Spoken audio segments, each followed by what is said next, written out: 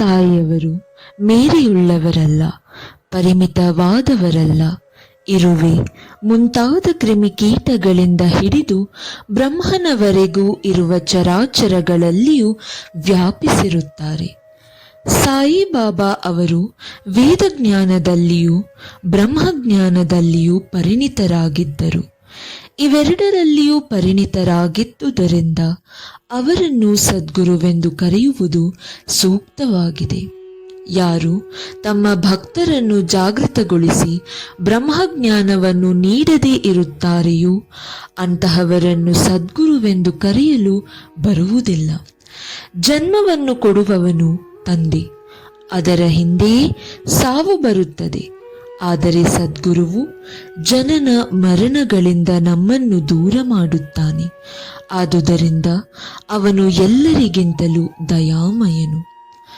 ಬಾಬಾ ಅವರು ಅನೇಕ ಸಲ ಭಕ್ತನು ಎಲ್ಲಿಯೇ ಇರಲಿ, ಎಷ್ಟೇ ದೂರದಲ್ಲಿರಲಿ, ಸಾವಿರಾರು ಮೈಲಿಗಳಾಚೆ ಇರಲಿ, ಹುಡುಗ ಗುಬ್ಬಿಯ ಕಾಲಿಗೆ ದಾರವನ್ನು ಕಟ್ಟಿ ಎಳೆಯುವಂತೆ ಅವನನ್ನು ಶಿರಡಿಗೆ ಬರಮಾಡಿಕೊಳ್ಳುತ್ತೇನೆ ಎಂದು ಹೇಳಿದ್ದಾರೆ. ಇಂತಹ 3 ಗುಬ್ಬಿಗಳನ್ನು ಈಗ ನೋಡೋಣ. ಮೊದಲನೆಯವರು ಲಾಲಾ ಲಕ್ಷ್ಮೀಚಂದ. ಇವರು ಮೊದಲು ಮುಂಬಯಿಯ ಶ್ರೀ ವೆಂಕಟೇಶ ಮುದ್ರಣಾಲಯದಲ್ಲಿಯೂ ನಂತರ ರೈಲ್ವೆ ಇಲಾಖೆಯಲ್ಲಿಯೂ ಇದಾದ ಮೇಲೆ ರ್ಯಾಲಿ ಬಂಧುಗಳಲ್ಲಿಯೂ ಗುಮಾಸ್ತರಾಗಿ ಕೆಲಸ ಮಾಡುತ್ತಿದ್ದರು. 1910ರಲ್ಲಿ ಇವರಿಗೆ ಬಾಬಾ ಅವರ ಸಂಪರ್ಕ ಉಂಟಾಯಿತು. ಇದಕ್ಕೆ 1-2 ತಿಂಗಳುಗಳ ಹಿಂದೆ ಸಾಂತಾಕ್ರೂಜದಲ್ಲಿ ಇದ್ದಾಗ ಇವರು ಕನಸಿನಲ್ಲಿ ಗಡ್ಡ ಬಿಟ್ಟುಕೊಂಡಿದ್ದ ಒಬ್ಬ ಮುದಿ ಫಕೀರನನ್ನು ಕಂಡರು. ಕೆಲವು ದಿನಗಳ ನಂತರ ಅವರ ಸ್ನೇಹಿತರಾದ ಶ್ರೀ ದತ್ತಾತ್ರೇಯ ಬಿಜೂರ ಅವರ ಮನೆಗೆ ದಾಸಗಣು ಅವರ ಕೀರ್ತನೆ ಕೇಳಲು ಹೋದರು. ಅಲ್ಲಿ ಬಾಬಾ ಅವರ ಫೋಟೋ ಕಂಡರು. ಅವರು ಕನಸಿನಲ್ಲಿ ಕಂಡ ಸಾಧುವು ಅದೇ ರೀತಿ ಇದ್ದುದನ್ನು ಕಂಡು ಆಶ್ಚರ್ಯಚಕಿತರಾದರು. ಕಾರಣ, ಕನಸಿನಲ್ಲಿ ಕಾಣಿಸಿದವರು ಸಾಯಿಬಾಬಾ ಅವರೇ ಎಂದು ನಿರ್ಧರಿಸಿಕೊಂಡರು. ಈ ದರ್ಶನ ಮತ್ತು ದಾಸಗಣು ಅವರ ಕೀರ್ತನೆ ಅವರನ್ನು ಶಿರಡಿಗೆ ಹೋಗುವಂತೆ ಪ್ರೇರೇಪಿಸಿದವು. ಯಾರು ಸದ್ಗುರುವನ್ನು ಹುಡುಕುತ್ತಾ ಆಧ್ಯಾತ್ಮಿಕ ವಿಚಾರದಲ್ಲಿ ಆಸಕ್ತಿಯನ್ನು ತೋರಿಸುತ್ತಾರೆಯೋ ಅಂತಹವರಿಗೆ ದೇವರು ಸಹಾಯ ಮಾಡುತ್ತಾನೆ. ಅದೇ ದಿನ ರಾತ್ರಿ ಸುಮಾರು 8 ಗಂಟೆಗೆ ಅವರ ಸ್ನೇಹಿತ ಶಂಕರರಾವ ಅವರು ಬಂದು ಶಿರಡಿಗೆ ತಮ್ಮ ಜೊತೆಯಲ್ಲಿ ಬರಲು ಕೇಳಿದರು. ಆಗ ಅವರಿಗೆ ಆದ ಸಂತೋಷಕ್ಕೆ ಪಾರವೇ ಇರಲಿಲ್ಲ. ಶಿರಡಿಗೆ ಹೊರಡಲು ನಿರ್ಧರಿಸಿ ತಮ್ಮ ಸಹೋದರನಿಂದ 15 ರೂಪಾಯಿಗಳ ಸಾಲ ತೆಗೆದುಕೊಂಡು ಹೊರಟರು. ರೈಲಿನಲ್ಲಿ ಅವರು ಮತ್ತು ಶಂಕರರಾವ ಅವರು ದೇವರ ನಾಮವನ್ನು ಹಾಡುತ್ತಾ ಶಿರಡಿಯ ಹತ್ತಿರವಿದ್ದ ತಮ್ಮ ಹಳ್ಳಿಗೆ ಹಿಂತಿರುಗುತ್ತಿದ್ದ 4 ಜನ ಮಹಮ್ಮದೀಯರಲ್ಲಿ ಬಾಬಾ ಅವರ ಬಗ್ಗೆ ಕೇಳಿದರು. ಅವರು ಸಾಯಿಬಾಬಾ ಒಬ್ಬ ದೊಡ್ಡ ಸತ್ಪುರುಷ ಎಂದು ಹೇಳಿದರು. ಬಾಬಾ ಅವರಿಗೆ ಅರ್ಪಿಸಲೋಸುಗ ಕೂಪರಗಾಂವದಲ್ಲಿ ಅವರಿಬ್ಬರು ಒಳ್ಳೆಯ ಹಣ್ಣುಗಳನ್ನು ಕೊಳ್ಳಬೇಕೆಂದಿದ್ದರು. ಆದರೆ ಅಲ್ಲಿನ ಪ್ರಕೃತಿಯ ರಮ್ಯವಾದ ಸೊಬಗನ್ನು ನೋಡಿ ಮೈಮರೆತು ಹಣ್ಣುಗಳನ್ನು ಕೊಳ್ಳಲೇ ಇಲ್ಲ.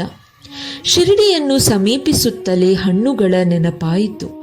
ಆಗ ಆ ಸಮಯಕ್ಕೆ ಸರಿಯಾಗಿ ಹಣ್ಣು ಮಾರುವ ಒಬ್ಬ ಹಣ್ಣು ಮುದುಕಿ ಹಿಂದೆ ಓಡಿ ಬರುತ್ತಿದ್ದಳು. ಆಗ ಟೊಂಗಾ ನಿಲ್ಲಿಸಿ ಅವಳಿಂದ ಕೆಲವು ಹಣ್ಣು ಕೊಂಡರು. ನಂತರ ಆ ಮುದುಕಿ ಉಳಿದುದೆಲ್ಲವನ್ನೂ ತೆಗೆದುಕೊಂಡು ನನ್ನ ಪರವಾಗಿ ಬಾಬಾ ಅವರಿಗೆ ಅರ್ಪಿಸಿ ಎಂದು ಎಲ್ಲವನ್ನೂ ಕೊಟ್ಟಳು. ಅವರಿಗೆ ತಾವು ಹಣ್ಣುಗಳನ್ನು ಕೊಂಡುಕೊಳ್ಳಲು ನಿರ್ಧರಿಸಿದ್ದುದು ಮರೆತಿದ್ದು ಮತ್ತು ಸಮಯಕ್ಕೆ ಸರಿಯಾಗಿ ಹಣ್ಣು ದೊರಕಿದುದು ಇದೆಲ್ಲವನ್ನೂ ಸ್ಮರಿಸಿ ಆಶ್ಚರ್ಯವಾಯಿತು. ಕನಸಿನಲ್ಲಿ ಕಂಡ ಸಾಧುವಿಗೂ ಈ ಮಹಿಳೆಗೂ ಸಂಬಂಧವಿರಬೇಕೆಂದು ಯೋಚಿಸಿದರು. ನಂತರ ಶಿರಡಿಗೆ ಬಂದು ಮಸೀದಿಯ ಮೇಲೆ ಹಾರಾಡುತ್ತಿದ್ದ ಧ್ವಜವನ್ನು ನೋಡಿ ನಮಸ್ಕರಿಸಿದರು. ಪೂಜಾ ಸಾಮಗ್ರಿಗಳೊಡನೆ ಮಸೀದಿಯೊಳಗೆ ಪ್ರವೇಶಿಸಿ ಬಾಬಾ ಅವರನ್ನು ಪೂಜಿಸಿದರು. ಆಗ ಅವರ ಮನಸ್ಸಿಗೆ ನೆಮ್ಮದಿಯಾಯಿತು. ಸುವಾಸನೆಯುಳ್ಳ ಪುಷ್ಪಕ್ಕೆ ಜೇನು ಅಂಟಿಕೊಂಡಂತೆ ಬಾಬಾ ಅವರ ಪಾದಗಳಲ್ಲಿ ಅವರು ಐಕ್ಯರಾದರು. ಆಗ ಬಾಬಾ ಅವರು ಠಕ್ಕನೆ, ನನ್ನ ಭಜನೆ ಮಾಡುತ್ತಿ, ಆದರೆ ಬೇರೆಯವರೊಂದಿಗೆ ಏಕೆ ನನ್ನ ವಿಷಯದ ಪ್ರಸ್ತಾಪ? ಪ್ರತಿಯೊಂದನ್ನು ನಾವೇ ಸ್ವತಃ ನಮ್ಮ ಕಣ್ಣುಗಳಿಂದ ನೋಡಬೇಕು.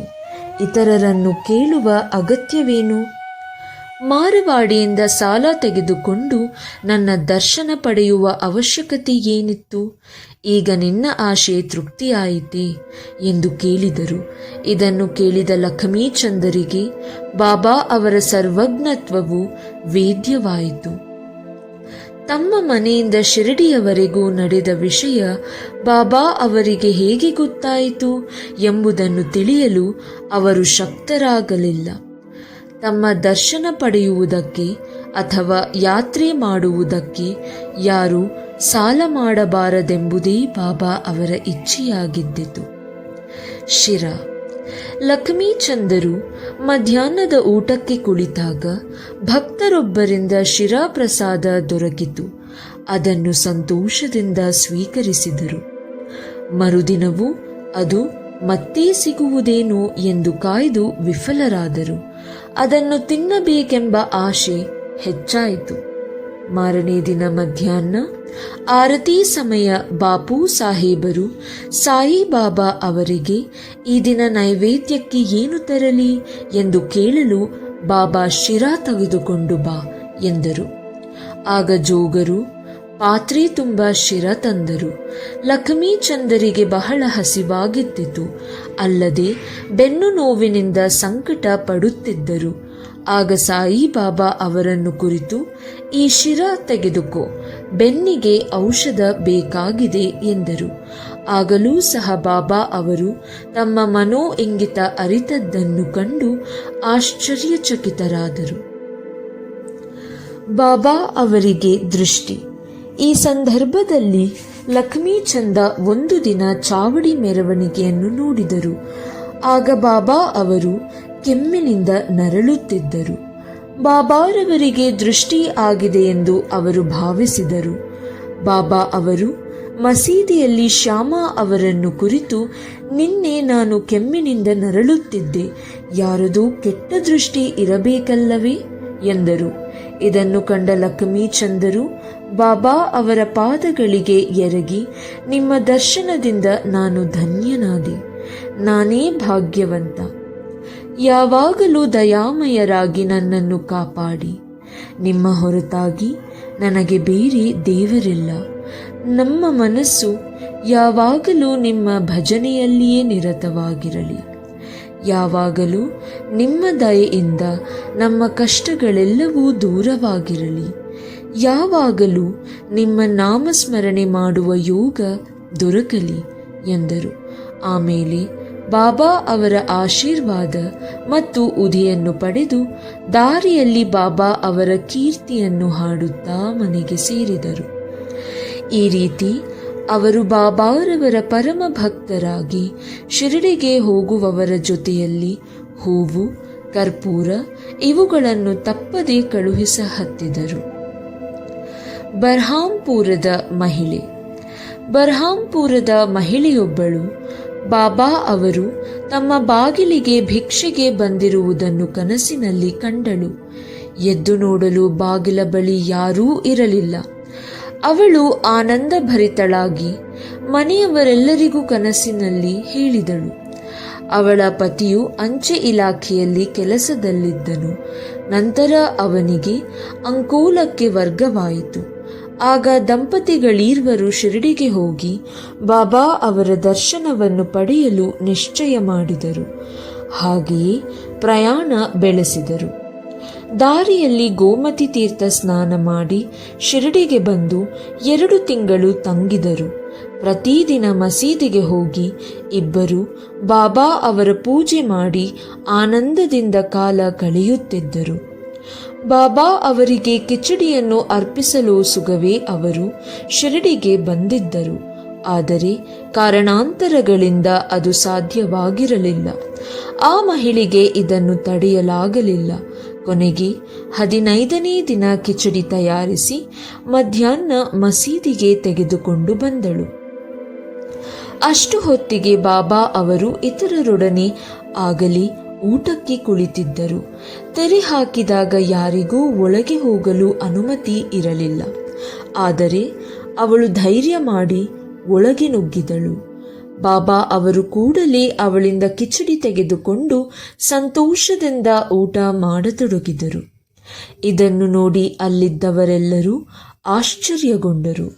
ಇದರಿಂದ ತಮ್ಮ ಭಕ್ತರಲ್ಲಿ ಬಾಬಾ ಅವರಿಗೆ ಎಂತಹ ಪ್ರೀತಿ ಮತ್ತು ವಾತ್ಸಲ್ಯಗಳಿದ್ದುವೆಂಬುದು ವ್ಯಕ್ತವಾಗುತ್ತದೆ. ಮೇಘ. ಈಗ 3ನೇ ಪಕ್ಷಿಯನ್ನು ನೋಡೋಣ. ವಿರಾಮಗಾಂವದ ಮೇಘ ಎಂಬುವರು ರಾವ್ ಬಹದ್ದೂರ್ ಸಾಠೆಯವರಲ್ಲಿ ಕೆಲಸಕ್ಕಿದ್ದರು.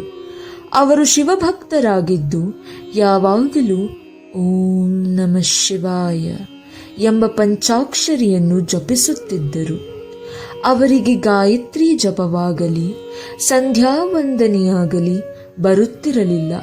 ಆದರೂ ಸಾಠಿಯವರು ಶ್ರದ್ಧೆ ವಹಿಸಿ ಸಂಧ್ಯಾವಂದನೆ, ಗಾಯತ್ರಿ ಜಪ ಇವುಗಳನ್ನು ಅವರಿಗೆ ಕಲಿಸಿದ್ದರು. ಸಾಠಿಯವರು ಶಿವನೇ ಸಾಕ್ಷಾತ್ತಾಗಿ ಬಾಬಾ ಅವರ ರೂಪದಲ್ಲಿ ಅವತರಿಸಿರುವೆನೆಂದು ಹೇಳಿ ಅವರನ್ನು ಶಿರಡಿಗೆ ಹೊರಡಿಸಿದರು.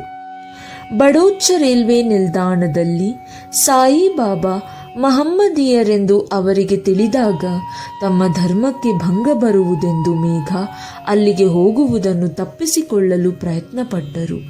ಆದರೆ ಸಾಠೆಯವರು ಅವರನ್ನು ಹೋಗಲು ಒತ್ತಾಯಪಡಿಸಿ ತಮ್ಮ ಮಾವ ಕೇಳಕರರಿಗೆ ಪರಿಚಯ ಪತ್ರ ಕೊಟ್ಟು ಕಳುಹಿಸಿ ಮೇಘ ಅವರಿಗೆ ಬಾಬಾ ಅವರ ದರ್ಶನ ಮಾಡಿಸಬೇಕೆಂದು ತಿಳಿಸಿದರು. ಮೇಘ ಅವರು ಶಿರಡಿಯನ್ನು ತಲುಪಿ ಮಸೀದಿಗೆ ಹೋದಾಗ ಬಾಬಾ ಅವರು ಉಗ್ರ ಸ್ವರೂಪ ಧಾರಣ ಮಾಡಿ ಕೈಯಲ್ಲಿ ಕಲ್ಲು ತೆಗೆದುಕೊಂಡು ಈ ನೀಚನನ್ನು ಓಡಿಸಿ ಎಂದು ಹೇಳಿದರು ಮತ್ತು ಮೇಘನನ್ನು ಕುರಿತು, ನೀನು ಬ್ರಾಹ್ಮಣೋತ್ತಮ, ನಾನು ಕೀಳು ಮಹಮ್ಮದೀಯ, ನೀನು ಇಲ್ಲಿಗೆ ಬಂದರೆ ನಿನ್ನ ಜಾತಿ ಕೆಟ್ಟು ಹೋಗುತ್ತದೆ, ಆದುದರಿಂದ ಹೊರಡು ಎಂದರು. ಈ ಮಾತನ್ನು ಕೇಳಿದ ಮೇಘ ಆಶ್ಚರ್ಯದಿಂದ ನಡುಗಲಾರಂಭಿಸಿದರು. ತಮ್ಮ ಮನಸ್ಸಿನಲ್ಲಿದ್ದುದು ಬಾಬಾ ಅವರಿಗೆ ಹೇಗೆ ಗೊತ್ತಾಯಿತೆಂದು ವಿಚಾರ ಮಾಡಿ ಆಶ್ಚರ್ಯಚಕಿತರಾದರು. ಅಲ್ಲಿಯೇ ನೆಲೆಸಿ ತಮ್ಮದೇ ಆದ ರೀತಿಯಲ್ಲಿ ಬಾಬಾ ಅವರ ಸೇವೆ ಮಾಡಹತ್ತಿದರು. ಆದರೂ ಅವರಿಗೆ ಶಾಂತಿ ದೊರೆಯಲಿಲ್ಲ. ನಂತರ ಊರಿಗೆ ಹಿಂತಿರುಗಿ ತ್ರಿಂಬಕದಲ್ಲಿ 2.5 ವರ್ಷ ಕಳೆದು ಶಿರಡಿಗೆ ಮರಳಿ ಬಂದರು. ಆ ಬಾರಿ ದಾದಾ ಕೇಳಕರ ಅವರ ಸಹಾಯದಿಂದ ಮಸೀದಿಗೆ ಪ್ರವೇಶ ದೊರಕಿತು. ಬಾಬಾ ಅವರು ಮೇಘ ಅವರ ಮನಸ್ಸನ್ನು ಮಾರ್ಪಾಡಿಸಿ ಅದ್ಭುತ ಪರಿಣಾಮ ಉಂಟು ಮಾಡಿದರು. ಅಂದಿನಿಂದ ಮೇಘ ಬಾಬಾ ಅವರನ್ನು ಶಿವನೆಂದೇ ಪೂಜಿಸತೊಡಗಿದರು. ಶಿವನಿಗೆ ಪ್ರಿಯವಾದ ಬಿಲ್ವಪತ್ರಿಗಳನ್ನು ಪ್ರತಿದಿನ 5ರಿಂದ 6 ಮೈಲಿಗಳಾಚೆಗೆ ಹೋಗಿ ತರುತ್ತಿದ್ದರು. ಶಿರಡಿಯ ಸಮಸ್ತ ದೇವತಾರ್ಚನೆಯನ್ನು ಮಾಡಿ ಮಸೀದಿಗೆ ಬಂದು ಬಾಬಾ ಅವರಿಗೆ ಪೂಜಿಸಿ ನಂತರ ಅವರ ಪಾದತೀರ್ಥವನ್ನು ಸೇವಿಸುವುದು ಅವರ ದೈನಂದಿನವಾಗಿತ್ತು. ಒಂದು ಸಾರಿ ಖಂಡೋಬ ದೇವಸ್ಥಾನದ ಬಾಗಿಲು ಹಾಕಿದ್ದರಿಂದ ನೇರವಾಗಿ ಬಾಬಾ ಅವರಿಗೆ ಪೂಜೆ ಸಲ್ಲಿಸಲು ಬಂದರು. ಆಗ ಬಾಬಾ ಅವರು ತಮ್ಮ ಪೂಜೆ ನಿರಾಕರಿಸಿ, ಈಗ ಬಾಗಿಲು ತೆರೆದಿದೆ, ಮೊದಲು ಅಲ್ಲಿ ಪೂಜೆ ಮಾಡಿ ಬಾ ಎಂದು ತಿರುಗಿ ಕಳುಹಿಸಿದರು. ಗಂಗಾ ಸ್ನಾನ. ಅಂದು ಮಕರ ಸಂಕ್ರಾಂತಿ. ಮೇಘ ಅವರಿಗೆ ಬಾಬಾ ಅವರ ಮೈಗೆ ಗಂಧವನ್ನು ಲೇಪಿಸಿ ಗಂಗಾಜಲದಲ್ಲಿ ಸ್ನಾನ ಮಾಡಿಸಬೇಕೆಂದು ಆಸೆಯಾಯಿತು. ಬಾಬಾ ಅವರು ಮೊದಲು ಇದಕ್ಕೊಪ್ಪಲಿಲ್ಲ. ಆದರೆ ಬಹಳ ಒತ್ತಾಯ ಮಾಡಿದ್ದರಿಂದ ಒಪ್ಪಿದರು. ಗೋದಾವರಿ ನದಿಯಿಂದ ನೀರು ತರಲು ಶಿರಡಿಯಿಂದ 8 ಮೈಲು ಮೇಘ ಹೋಗಬೇಕಾಗುತ್ತಿತ್ತು. ಮೇಘ ನೀರು ತಂದು ಬಾಬಾ ಅವರಿಗೆ ಸ್ನಾನಕ್ಕೆ ಸಿದ್ಧರಾಗಲು ಹೇಳಿದರು. ಆಗ ತಾವು ಫಕೀರರೆಂದು ಗಂಗಾ ಸ್ನಾನದಿಂದ ಏನೂ ಪ್ರಯೋಜನವಿಲ್ಲವೆಂದು ಹೇಳಿದರು. ಆದರೂ ಮೇಘ ಒಪ್ಪಲಿಲ್ಲ. ಕಡೆಗೆ ಬಾಬಾ ಅನುಮತಿಸಿ ಒಂದು ಹಲಗೆಯ ಮೇಲೆ ಕುಳಿತು ತಮ್ಮ ತಲೆಯನ್ನು ಮುಂದಕ್ಕೆ ಚಾಚಿ, ಮೇಘ, ನನ್ನದೊಂದು ಭಿನ್ನಹ, ಶಿರಸ್ಸೇ ಶರೀರದ ಮುಖ್ಯ ಅಂಗ. ಆದುದರಿಂದ ಶಿರದ ಮೇಲೆ ಮಾತ್ರ ನೀರನ್ನು ಸುರಿದರೆ ಪೂರ್ತಿ ಸ್ನಾನ ಮಾಡಿದಂತೆಯೇ ಎಂದರು. ಹಾಗೆಯೇ ಆಗಲಿ ಎಂದು ಮೇಘ ಬಾಬಾ ಅವರ ತಲೆಯ ಮೇಲೆ ನೀರನ್ನು ಸುರಿಯುತ್ತಾ ಆನಂದ ಪರವಶರಾಗಿ ಮೈಮರೆತು ಹರ ಹರ ಗಂಗೆ ಎಂದು ಕೊಡವನ್ನು ಮೇಲಕ್ಕೆತ್ತಿ ಮೈ ಮೇಲೆಲ್ಲ ನೀರು ಸುರಿದರು. ನಂತರ ಕೊಡವನ್ನು ಕೆಳಗಿಟ್ಟು ನೋಡಲಾಗಿ ಬಾಬಾರವರ ಶಿರವು ಮಾತ್ರ ಒದ್ದೆಯಾಗಿತ್ತೇ ವಿನಃ ಅವರ ಮೈ ಸ್ವಲ್ಪವೂ ನೆನೆದಿರಲಿಲ್ಲ. ತ್ರಿಶೂಲ ಮತ್ತು ಪಿಂಡಿ. ಮೇಘ ಬಾಬಾ ಅವರನ್ನು ಮಸೀದಿಯಲ್ಲಿ ಪ್ರತ್ಯಕ್ಷವಾಗಿಯೂ ಬಾಡಾದಲ್ಲಿ ಫೋಟೋ ರೂಪದಲ್ಲಿಯೂ ಪೂಜಿಸುತ್ತಿದ್ದರು. ಈ ರೀತಿ 1 ವರ್ಷ ಕಳೆದರು. ಅವರ ಭಕ್ತಿಯನ್ನು ಮೆಚ್ಚಿದ ಬಾಬಾರವರು ಅವರ ನಂಬಿಕೆಯನ್ನು ದೃಢಪಡಿಸಲು ಸುಗ ಅವರಿಗೆ ದರ್ಶನ ನೀಡಿದರು. ಬೆಳಗು ಮುಂಜಾನೆ ಇನ್ನೂ ಮೇಘ ಮಲಗಿರುವಾಗಲೇ ಬಾಬಾ ಅವರ ದರ್ಶನವಾಯಿತು. ಬಾಬಾ ಅವರು ಅಕ್ಷತೆಯನ್ನೆರಚಿ ಮೇಘ ತ್ರಿಶೂಲವನ್ನು ಬರೆ ಎಂದು ಹೇಳಿ ಮಾಯವಾದರು. ಮೇಘ ಎಚ್ಚೆತ್ತು ನೋಡಲಾಗಿ ಬಾಬಾ ಕಾಣಲೇ ಇಲ್ಲ. ಆದರೆ ಅಕ್ಷತೆ ಬಿದ್ದಿರುವುದನ್ನು ನೋಡಿದರು. ನಂತರ ಮಸೀದಿಗೆ ಹೋಗಿ ಬಾಬಾ ಅವರಿಗೆ ಈ ವಿಷಯ ತಿಳಿಸಿ ತ್ರಿಶೂಲವನ್ನು ಬರೆಯಲು ಅನುಮತಿ ಬೇಡಿದರು. ಆಗ ಬಾಬಾರವರು, ನೀನು ಅನುಭವಿಸಿದುದು ಕನಸು ಅಲ್ಲ, ನಿನ್ನ ನಿಜವಾದ ಆಜ್ಞೆ. ನನ್ನ ವಚನಗಳು ಯಾವಾಗಲೂ ಅರ್ಥಗರ್ಭಿತವಾಗಿರುತ್ತವೆ, ಪೊಳ್ಳಾಗಿರುವುದಿಲ್ಲ ಎಂದರು. ಅದಕ್ಕೆ ಮೇಘ, ನೀವು ನನ್ನನ್ನು ಎಚ್ಚರಿಸಲು ಬಂದಿದ್ದೀರಿ ಎಂದು ನಾನು ಭಾವಿಸಿದೆ ಎಂದರು. ಆಗ ಬಾಬಾ ಅವರು, ನನ್ನ ಪ್ರವೇಶಕ್ಕೆ ಬಾಗಿಲುಗಳು ತಡೆಯಲ್ಲ. ಯಾರು ನನ್ನನ್ನೇ ನಂಬಿ ನನ್ನನ್ನೇ ಮನನ ಮಾಡುತ್ತಿರುತ್ತಾರೆಯೋ ಅಂತಹವರ ಯೋಗಕ್ಷೇಮವನ್ನು ನಾನು ಸದಾ ನೋಡುತ್ತೇನೆ ಎಂದರು. ಮೇಘ ವಾಡಾಕ್ಕೆ ಹೋಗಿ ಬಾಬಾರವರ ಫೋಟೋದ ಮುಂದೆ ತ್ರಿಶೂಲವನ್ನು ಬರೆದರು. ಮರುದಿನ ಪುಣೆಯ ರಾಮದಾಸಿ ಎಂಬ ಭಕ್ತನು ಬಂದು ಬಾಬಾ ಅವರಿಗೆ ವಂದಿಸಿ ಶಿವನ ಪ್ರತಿಮೆಯನ್ನು ಅವರಿಗೆ ಕೊಟ್ಟನು. ಅದೇ ಸಮಯಕ್ಕೆ ಸರಿಯಾಗಿ ಮೇಘ ಮಸೀದಿಗೆ ಬಂದರು. ಆಗ ಬಾಬಾ ಮೇಘ ಅವರಿಗೆ, ನೋಡು, ಶಂಕರನು ಬಂದಿದ್ದಾನೆ, ಅವನನ್ನು ಕಾಪಾಡು ಎಂದರು. ತ್ರಿಶೂಲವನ್ನು ಹಿಂಬಾಲಿಸಿ ಶಿವಮೂರ್ತಿ ಬಂದಿದ್ದನ್ನು ಕಂಡು ಮೇಘ ಆಶ್ಚರ್ಯಚಕಿತರಾದರು. ಅದೇ ಸಮಯದಲ್ಲಿ ದೀಕ್ಷಿತಾವಾಡದಲ್ಲಿ ಬಾಬಾ ಅವರ ಸ್ಮರಣೆ ಮಾಡುತ್ತಿರುವಾಗ ಶಿವಮೂರ್ತಿ ಪಿಂಡಿ ತ್ರಿಶೂಲದ ಹತ್ತಿರ ಗೋಚರವಾದಂತಾಯಿತು. ಸ್ವಲ್ಪ ಹೊತ್ತಿನಲ್ಲಿಯೇ ಬಾಬಾ ಅವರಿಂದ ಅನುಗ್ರಹ ಪಡೆದು ಮೇಘ ಶಿವಮೂರ್ತಿಯನ್ನು ತಂದರು. ಆ ಮೂರ್ತಿಯು ಈ ಪೂರ್ವದಲ್ಲಿ ತಮಗೆ ಗೋಚರವಾದ ಶಿವಮೂರ್ತಿಯಂತೆಯೇ ಇತ್ತು. ಆದುದರಿಂದ ಅವರು ಸಂತೋಷಭರಿತರಾದರು. ಇದಾದ ಸ್ವಲ್ಪ ದಿನಗಳ ನಂತರ ಬಾಬಾ ಅವರು ಮೇಘ ಪೂಜಿಸುತ್ತಿದ್ದ ಫೋಟೋದ ಮುಂದೆ ಶಿವಮೂರ್ತಿಯನ್ನು ಪ್ರತಿಷ್ಠಾಪಿಸಿದರು. ಮೇಘ ಅವರಿಗೆ ಶಿವಪೂಜೆ ಪ್ರಿಯವಾಗಿದ್ದಿತು. ತ್ರಿಶೂಲವನ್ನು ಬರೆಸುವುದರಿಂದಲೂ ಶಿವಮೂರ್ತಿಯು ಪ್ರತಿಷ್ಠಾಪನೆಯಿಂದಲೂ ಬಾಬಾ ಮೇಘ ಅವರ ಭಕ್ತಿಯನ್ನು ವೃದ್ಧಪಡಿಸಿದರು.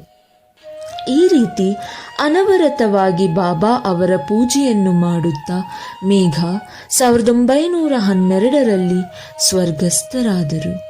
ಆಗ ಬಾಬಾ ಅವರ ದೇಹದ ಮೇಲೆ ಕೈ ಆಡಿಸಿ, ಇವನು ನನ್ನ ನಿಜವಾದ ಭಕ್ತನಾಗಿದ್ದ ಎಂದರು. ಬಾಬಾ ತಮ್ಮ ಸ್ವಂತ ಖರ್ಚಿನಲ್ಲಿ ಆಗ ಬ್ರಾಹ್ಮಣರಿಗೆ ಸಂತರ್ಪಣೆಯಾಗಬೇಕೆಂದು ತಿಳಿಸಿದರು. ಆ ಆಜ್ಞೆಯನ್ನು ಕಾಕಾ ದೀಕ್ಷಿತ ಅವರು ನೆರವೇರಿಸಿದರು. ಶ್ರೀ ಸಾಯಿ ಪ್ರಣಾಮ.